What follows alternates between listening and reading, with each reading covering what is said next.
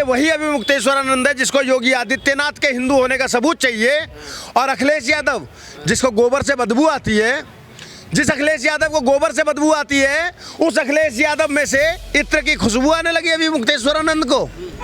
बताइए मुझे, तो योगी आदित्यनाथ से सबूत मांग रहा है। और सुनिए, अखिलेशुद्दीन को असली हिंदू बता रहा है वो। इसलिए बोल रहा हूँ, कोई विपरीत परिस्थितियां नहीं होती है। जो वक्त देखकर अपनी बात बदल दे, उसका कोई भरोसा नहीं कि कब वो अपना बाप बदल दे। और उस राजनीति के तहत हमारे माननीय मुख्यमंत्री योगी आदित्यनाथ को, जो भावी प्रधानमंत्री होने वाले यशस्वी मुख्यमंत्री हैं और भावी प्रधानमंत्री, उनसे तुम हिंदू का होने का सबूत मांगोगे। तुम हो कौन? तुम्हें दुनिया ने 2014 के बाद जाना। योगी आदित्यनाथ को सन 98 से जानते हैं भारत के लोग। कब से? सन 1998 से। और हिंदू हृदय सम्राट बोला जाता है योगी आदित्यनाथ को।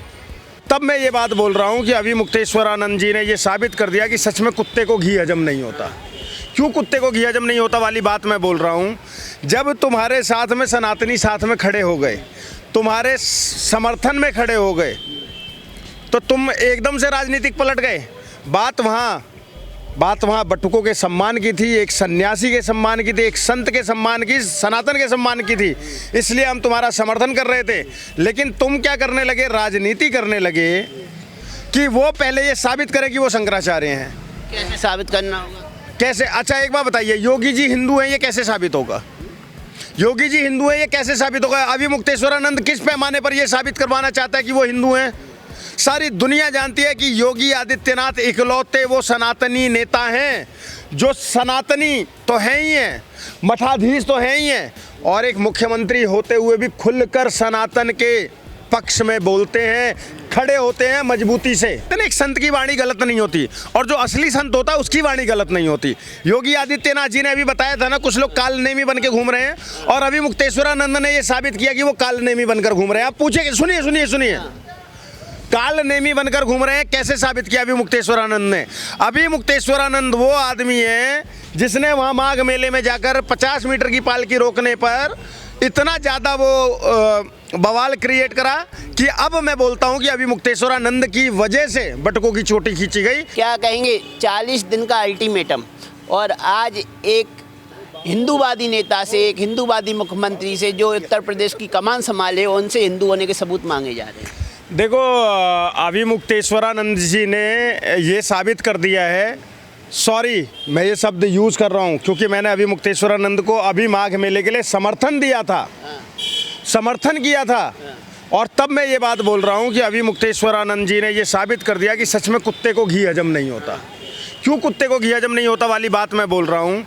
जब तुम्हारे साथ में सनातनी साथ में खड़े हो गए, तुम्हारे समर्थन में खड़े हो गए, तो तुम एकदम से राजनीतिक पलट गए। बात वहाँ बटुकों के सम्मान की थी, एक सन्यासी के सम्मान की थी, एक संत के सम्मान की, सनातन के सम्मान की थी।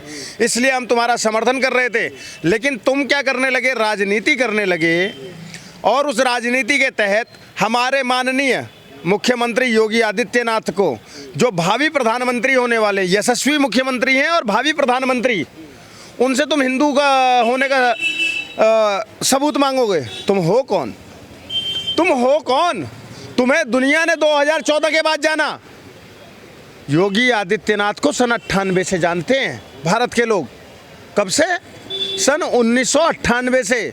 और हिंदू हृदय सम्राट बोला जाता है योगी आदित्यनाथ को। समझ गए? तो उमाशंकर उपाध्याय ही है ना ये? उमाशंकर उपाध्याय स्वघोषित शंकराचार्य बनने वाले। मैं आपसे एक बात अब पूछता हूँ। अब तक मैं भी कह रहा था कि चलिए बेनिफिट ऑफ डाउट देते हैं, ठीक है, हमारे लिए उन्होंने भगवा चोला ओढ़ा हुआ है तो वो शंकराचार्य बोल रहे हैं, ठीक है। आज मैं पूछता हूँ कि वो पहले ये साबित करें कि वो शंकराचार्य हैं। कैसे साबित करना होगा? कैसे? अच्छा एक बात बताइए, योगी जी हिंदू हैं, ये कैसे साबित होगा? योगी जी हिंदू हैं, ये कैसे साबित होगा? अभिमुक्तेश्वरानंद किस पैमाने पर ये साबित करवाना चाहता है कि वो हिंदू हैं? सारी दुनिया जानती है कि योगी आदित्यनाथ इकलौते वो सनातनी नेता हैं जो सनातनी तो हैं ही हैं, मठाधीश तो हैं ही हैं, और एक मुख्यमंत्री होते हुए भी खुलकर सनातन के पक्ष में बोलते हैं, खड़े होते हैं मजबूती से। हाँ, लेकिन इतना अत्याचार एक शंकराचार्य की पालकी घाट तक नहीं जाने दी, स्नान नहीं करने दिया, बेचारे बिना स्नान के वापसी लौटे, इलाहाबाद चले गए लौट के। देखिए पाप चढ़ेगा योगी जी को, श्राप लगेगा शंकराचार्य का। अब मैं उसी पे आ रहा हूँ। मैं जैसा कि मैंने पहले ही बोला था कि मैं इनका समर्थन किया मैंने उस मुद्दे पर, माघ मेले पर, लेकिन आखिर में कहते हैं ना एक संत की वाणी गलत नहीं होती और जो असली संत होता है उसकी वाणी गलत नहीं होती। योगी आदित्यनाथ जी ने अभी बताया था ना, कुछ लोग कालनेमी बन के घूम रहे हैं और अभी मुक्तेश्वरानंद ने ये साबित किया कि वो कालनेमी बनकर घूम रहे हैं। आप पूछे, सुनिए सुनिए सुनिए, कालनेमी बनकर घूम रहे हैं, कैसे साबित किया अभी मुक्तेश्वरानंद ने? अभी मुक्तेश्वरानंद वो आदमी है जिसने वहाँ माघ मेले में जाकर 50 मीटर की पालकी रोकने पर इतना ज़्यादा वो बवाल क्रिएट करा कि अब मैं बोलता हूँ कि अभी मुक्तेश्वरानंद की वजह से बटकों की चोटी खींची गई, तो इसलिए अभी मुक्तेश्वरानंद को उन बटकों से माफ़ी मांगे। सुनिए सुनिए, बीच में ना काटिए, बीच में मत काटिए। अब कालनेमी का मैं परिभाषा बता रहा हूँ। ये वही अभी मुक्तेश्वरानंद है जिसको योगी आदित्यनाथ के हिंदू होने का सबूत चाहिए, और अखिलेश यादव जिसको गोबर से बदबू आती है, जिस अखिलेश यादव को गोबर से बदबू आती है, उस अखिलेश यादव में से इत्र की खुशबू आने लगी अभी मुक्तेश्वरानंद को। बताइए मुझे, तो योगी आदित्यनाथ से सबूत मांग रहा है। और सुनिए, अखिलेशुद्दीन को असली हिंदू बता रहा है वो। इसलिए बोल रहा हूँ, कोई विपरीत परिस्थितियां नहीं होती है। जो वक्त देखकर अपनी बात बदल दे, उसका कोई भरोसा नहीं कि कब वो अपना बाप बदल दे। सुनिए सुनिए, क्या बोला मैंने? जो वक्त देखकर अपनी बात बदल दे, उसका कोई भरोसा नहीं है कि वो अपना बाप बदल दे। समझ गए? हमने इस बंदे का समर्थन सिर्फ इसलिए किया था, सनातन के लिए किया था, सनातन के समर्थन में किया था। बटुकों की चोटी खींचने का, सुनिए सुनिए सुनिए, बटुकों की चोटी खींचने का पाप हुआ था, हम इसलिए इसका समर्थन कर रहे थे। हमें नहीं पता था कि ये कालनेमी पूरी तरीके से हमारे भावी प्रधानमंत्री और यशस्वी मुख्यमंत्री को इस तरीके से टारगेट करेगा अखिलेश यादव से फंड लेकर। आज मैं आपके चैनल के माध्यम से कहता हूं, अभी मुक्तेश्वरानंद के ऊपर मैं कुछ आरोप लगा रहा हूं और अभी मुक्तेश्वरानंद ये साबित करे 40 दिनों में कि उसने ऐसा नहीं किया है। अभी मुक्तेश्वरानंद ने अखिलेश यादव से फंड लिया है।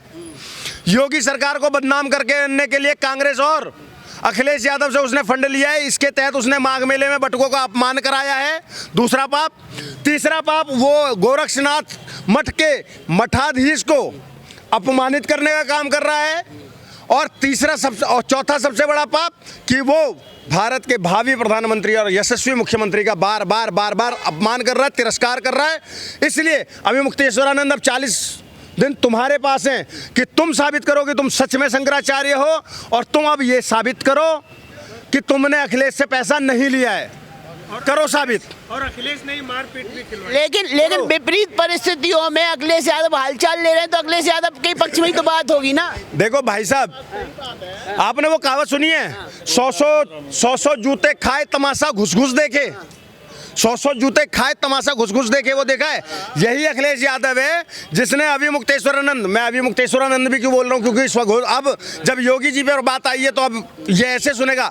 उमाशंकर उपाध्याय, पांडे भैया, पांडे नहीं, उपाध्याय है, ठीक है, जो भी ठीक है। उमाशंकर उपाध्याय जो है वो अखिलेश यादव से लाठी खाता है, पिछवाड़ा लाल कराता है, बिलबिलाता है और हल्ला नहीं मचाता है। आज वो गौ हत्या रोकने की बातें कर रहा है। मैं तमाम गौ रक्षकों से, अपने भाइयों से, क्योंकि मेरे बहुत सारे भाई सड़कों पर गौ रक्षा कर रहे हैं अपनी जान हथेली पर रखकर। सुनिए तो सही यार, आप बीच में काट रहे हैं पत्रकार महोदय, पेशेंस रखिए। पत्रकार को भी सवाल करने दो, सवाल अगला करना ना, पहले पूरा जवाब तो हो। मेरे बहुत सारे गौ रक्षक भाई गाय की सेवा कर रहे हैं, जमीनी स्तर पर कर रहे हैं। मैं उन सब से भी बोलूँगा, अभी मुक्तेश्वरानंद के झांसे में मत आना, क्योंकि ये तुम्हारे नाम पर गौ हत्या की बातें करके, गौ माता की बातें करके, इमोशनल कार्ड खेलकर, जैसे अभी इसने माघ मेले में संतों का वो नाम लेकर हमें बहका लिया, ऐसे ये सबको बहकाना चाहता है। अगर अभी मुक्तेश्वरानंद इतना ही बड़ा गौ रक्षक है और गौ हत्या पर बैन चाहता है, तो अभी मुक्तेश्वरानंद ने उस कांग्रेस के खिलाफ क्यों नहीं बोला जिसने कर्नाटक में सड़क पर गाय काटकर पकाकर खाई थी? उस कांग्रेस के खिलाफ क्यों नहीं बोला था, मुझे बता दीजिए। अभी मुक्तेश्वरानंद बोल रहे हैं योगी सरकार में सबसे ज्यादा बीफ एक्सपोर्ट हो रहा है, सबसे ज्यादा गौ हत्या हो रही है कत्ल खानों में। फिर वही बात बोल रहा हूँ मैं, वही बीफ। देखो, कायदे से सरकारी उससे नहीं हो सकता है। अब चोरी करके जो भी लोग लेके जा रहे गौ तस्करों को, उन्हीं को तो बचाने के लिए हमारे गौ रक्षक सड़कों पर है ना। अभी मुक्तेश्वरानंद एक मठ पे बैठकर पालकी में बैठकर गौ रक्षा की बातें करेंगे तो गौ रक्षा हो जाएगी। कभी पूछो हमारे उन गौ रक्षकों से जो रात में ट्रकों के आगे रोक रोक कर चेक करते हैं, रात रात भर जाग कर गौ रक्षा करते हैं, कभी उनसे पूछो ना क्या संघर्ष होता है। और उसके बाद भी उन लोगों को कुछ लोग दंगाई कह देते हैं। गौ रक्षा मुंह से नहीं होती है, मुंह से नहीं होती है। आज मोनू मानेसर गौ रक्षा करने के चक्कर में असली गौ रक्षक शंकराचार्य ने संघर्ष नहीं किया। कौन शंकराचार्य? कौन शंकराचार्य? अभी मुक्तेश्वरानंद जी। किसने बोला?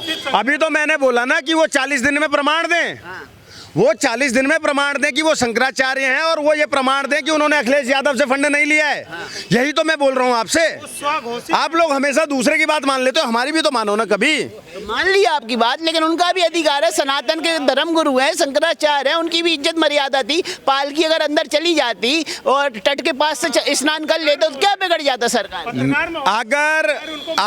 अगर वो व्यक्ति सच में सनातन की पताका लेकर चल रहे होते और सनातन के पक्ष में होते तो इस विवाद को इतना नहीं फैलाते और अब तक ये विवाद थम गया होता। उन्होंने एक माघ मेले में स्नान के विवाद को आज ले जाकर कहां खड़ा कर दिया और वो खुद संत होकर एक दूसरे संत को अपमानित कर रहे हैं।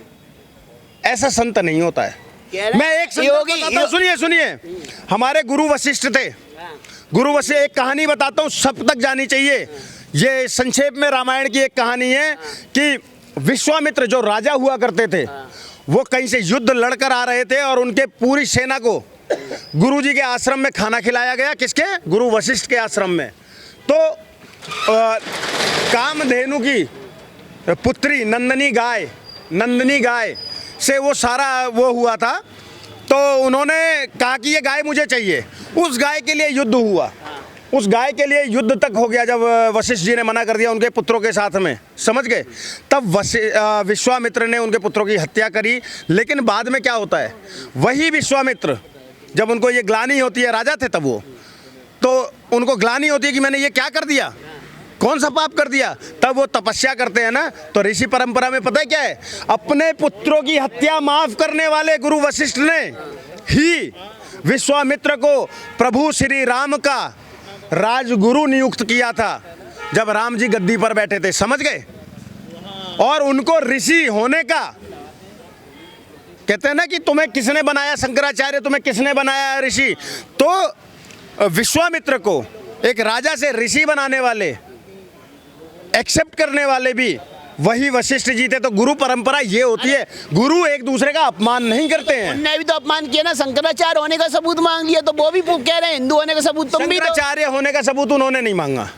आप मुझे किसने भेजा? नहीं, सरकार ने भेजा, यार फिर आप पहले पूरी मेला कमेटी ने भेजा, मेला कमेटी ने भेजा। और ये मुद्दा आज से तो चल नहीं रहा है, ये मुद्दा बहुत पहले से लंबित है। एक उन्हीं के खुद के मठ के व्यक्ति ने भी अपने आप को पूरी के ही, वो भी शंकराचार्य नहीं है, वो भी अभी अपने आप को दावा ही कर रहे हैं और ये भी इसीलिए तो विवादास्पद है ना, उन्होंने केस ठोका हुआ है।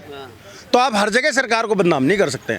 मैं बार बार एक बात कहता हूँ, आप विरोध करो, सरकारों का विरोध करो, लेकिन आप अपने विरोध के चक्कर में अखिलेश जैसों का समर्थन लेने लगोगे और सनातन का अपमान करने लगोगे तो वो बर्दाश्त नहीं होगा, कदापि क्षमा योग्य नहीं होगा। आप वो कह रहे हैं कि भाई 40 दिन का अल्टीमेटम है, गौ हत्या तो बंद करनी पड़ेगी उत्तर प्रदेश में। अगर गौ हत्या बंद नहीं कर पा रहे तो आपको गद्दी छोड़ देना चाहिए, आप दोबारा मठ में चले जाओ। आपको कोई अधिकार नहीं है गौ हत्या करवाने के बावजूद आप मुख्यमंत्री बन के उत्तर प्रदेश की गद्दी पर। अजीब बात करते हैं। उन्होंने 40 दिन का दिया, आपने मान लिया, मैं उनको 4 दिन का अल्टीमेटम दे रहा हूँ, 4 दिन का अल्टीमेटम दे रहा हूँ। 4 दिन के अंदर में क्या अभी मुक्तेश्वरानंद गौ हत्या के ऊपर रोक लगाने के लिए देशव्यापी आंदोलन खड़ा कर सकते हैं क्या 4 दिन में? आप इतने बड़े धर्मगुरु हो ना, तो 4 दिन दे रहा हूँ आपको गौ हत्या के लिए और मैं आऊँगा आपके साथ में गौ हत्या के समर्थन में। लेकिन सबसे पहली रैली कर्नाटक में निकाली जाएगी। बताओ, जहाँ गाय को सड़क पर काट कर पका कर खाया गया, उस कर्नाटक में पहली रैली करेंगे। अभी मुक्तेश्वरानंद उनके साथ में चलूँगा मैं गौ हत्या के विरोध में। अरे गौ हत्या की लड़ाई में कितनी बार बता रहा हूँ, हमारे भाई लड़ रहे हैं और वैसे लड़ी जाती है। अभी मुक्तेश्वरानंद की तरह नहीं कि सिंहासन पर बैठ के बोल दिया मैं गौ रक्षक हूं तो गौ रक्षक हो गई। कह रहे हैं सारे संत बिरादरी को इकट्ठा करके दिल्ली कूच करेंगे, पुरजोर विरोध करेंगे योगी जी का। देखो अगर वो विरोध करने योगी जी का आएंगे तो एक संत नहीं आएगा, और अगर बात गौ माता की आएगी तो भारत का बच्चा बच्चा आएगा। समझ गए? ये अब उनको डिसाइड करना है। लेकिन गौ माता को लेके ही तो वो आएंगे योगी का विरोध करने। अरे योगी जी का विरोध कैसे कर लेंगे वो? दिल्ली में कैसे योगी जी का विरोध होगा? दिल्ली की गद्दी पे आसीन है क्या वो योगी जी? अजीब। लखनऊ जाना चाहिए फिर। हैं? वो कहीं जाएं, उनके समर्थन में एक बंदा नहीं आएगा, क्योंकि योगी आदित्यनाथ से बड़े गौ सेवक नहीं है वो। लखनऊ की जगह वो दिल्ली इसलिए आना चाह रहे हैं, लखनऊ की जगह दिल्ली वो इसलिए आना चाहते हैं क्योंकि दिल्ली में वो सुरक्षित है, लखनऊ में असुरक्षित महसूस करेंगे। अभी पालकी से नहीं उतरने दिया। अगर इतने असुरक्षित होते ना, अगर इतने असुरक्षित होते तो इतनी बयानबाजियां नहीं कर रहे होते। समझ गए? ये सिर्फ माहौल क्रिएट किया जा रहा है क्योंकि अभी मुक्तेश्वरानंद को फंड हुआ है, अखिलेश यादव ने फंड दिया है। ये मेरा क्या लग रहा है बेनेटी बेन अखिलेश यादव ने खरीद के दी है? ये मेरा क्लियर आरोप है कि कांग्रेस और समाजवादी पार्टी के द्वारा अभी मुक्तेश्वरानंद को फंड किया गया है, अभी मुक्तेश्वरानंद को प्लांट किया गया है सिर्फ और सिर्फ योगी आदित्यनाथ जी को बदनाम करने के लिए और उनके खिलाफ माहौल खड़ा करने के बेनेटी बेन किसने दी? यार बता तो दिया, फंड किसने दिया? उसी ने वैनिटी भी दी है, सब उसी ने दिया है। अच्छा। सब उसी ने दिया है। लेकिन मैं अंतिम बात बोलकर खत्म करूंगा। अभी मुक्तेश्वरानंद बात सनातन की होगी तो सारे सनातन प्रेमी एक और होंगे, और अगर कोई सनातन को बांटने का काम करेगा, हमारे संतों को बांटने का काम करेगा, हमारे माननीय मुख्यमंत्री का अपमान करेगा तो उसको जवाब उसी की भाषा में दिया जाएगा। जय श्री राम। जी।